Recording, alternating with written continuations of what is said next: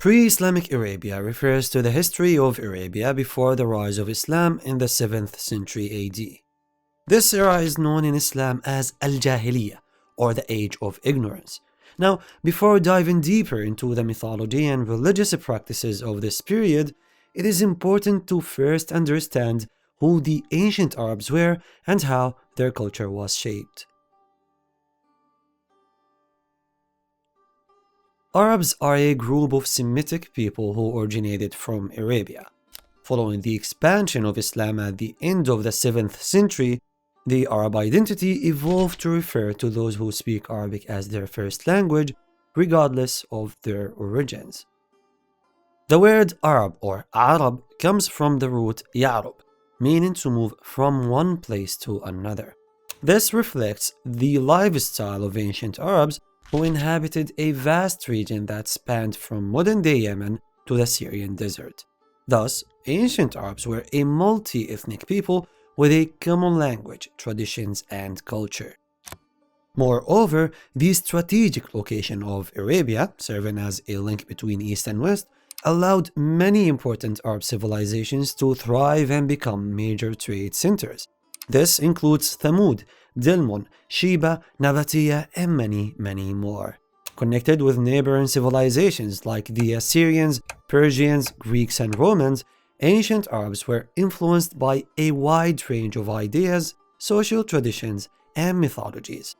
All these factors made it possible for Arabia to have a rich religious diversity, and that's what we will be talking about in the next chapter. Pre-Islamic Arabia was a diverse region where many religions coexisted. Various tribes practiced different faiths, including polytheism, Judaism, Christianity, and ancient Iranian religions.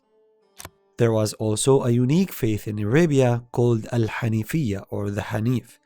Followers of Hanifiyya rejected idol worship and believed in only one God who created everything, along with the existence of an afterlife. The Hanif saw themselves as followers of the pure faith of Abraham or Ibrahim in Islam.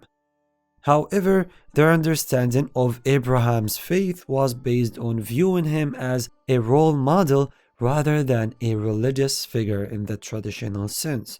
In fact, many Hanifs considered religions to be irrational.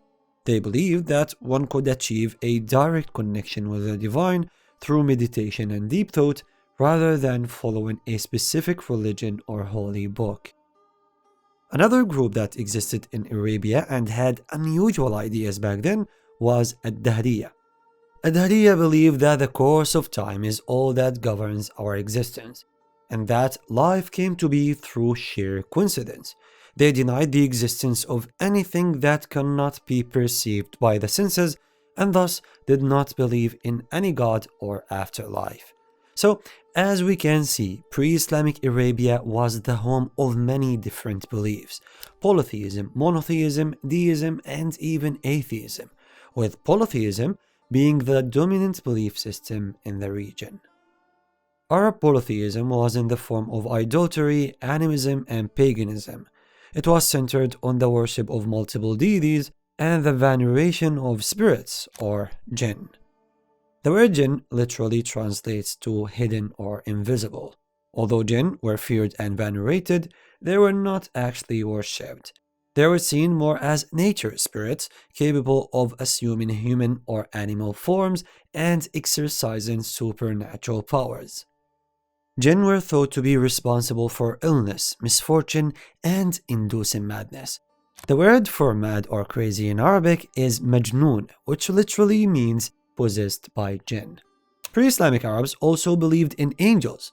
However, some viewed angels as the daughters of God, believed to be born from the union between God and high-ranking female Jinn.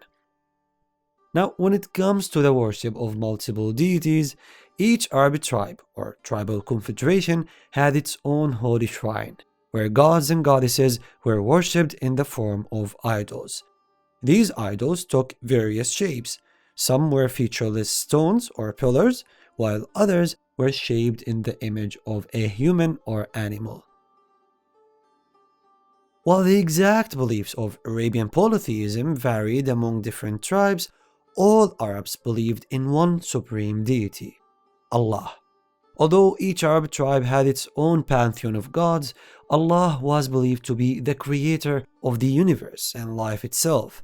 Unlike other gods, which were more like personifications of natural forces, Arab did not worship Allah as an idol, but rather saw him as the greatest entity in existence that is infinite, eternal, and all-present.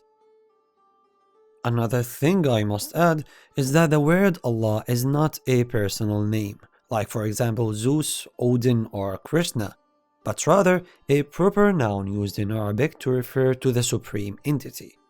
The word Allah comes from a construction of the words Al and Ilah, or literally the God. We can find similar pronunciation of the name in other Semitic languages, like Eloh in Hebrew and Allah or Ilaha in Aramaic.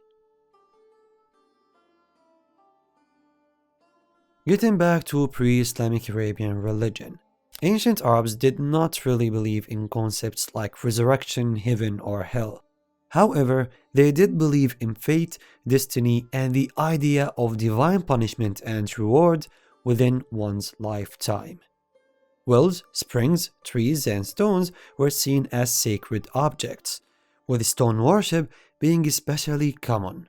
Certain stones held spiritual importance, such as meteorites and black rocks, as they were believed to be inhabited by spirits or gods. This explains why so many ancient Arabian gods were worshipped as stones. Some of these stones were cut to resemble a cube, pillar, or other geometric shapes. Planets and stars also played a crucial role beyond navigation in the desert. Their movements were closely observed to determine favorable times for important life events, such as travel, marriage, and even warfare. Ancient Arabs believed that celestial bodies could influence their destiny or give signs from the gods. For example, they believed that solar eclipses occurred at the death of a great man or that lightning was caused by a divine web. This belief in cosmic influence extended to various forms of divination. Arab divination was often practiced through drawing or casting lots. Among the most common methods were bilomancy and augury. Bilomancy involved divination by drawing arrows at random from a container, with simple prepared answers written on the arrows, such as do or don't, for example. Augury, on the other hand, was practiced by provoking a bird, and the direction in which the bird flew was seen as an omen, right being a good omen and left a bad one. Ancient Arabs also believed that certain animals possessed supernatural powers or were associated with spirits. Ravens and owls were often seen as omens of danger and bad luck, while doves were considered a sign of good fortune to come. Roosters were thought to be able to see angels, whereas dogs were believed to detect the presence of jinn and demons. Camels were believed to be guided by benevolent spirits that helped travelers find water in the desert, while snakes, scorpions, hyenas, and plague dogs were believed to embody evil spirits. In conclusion, pre-Islamic Arabia was a diverse landscape with many different beliefs, traditions, and religious practices.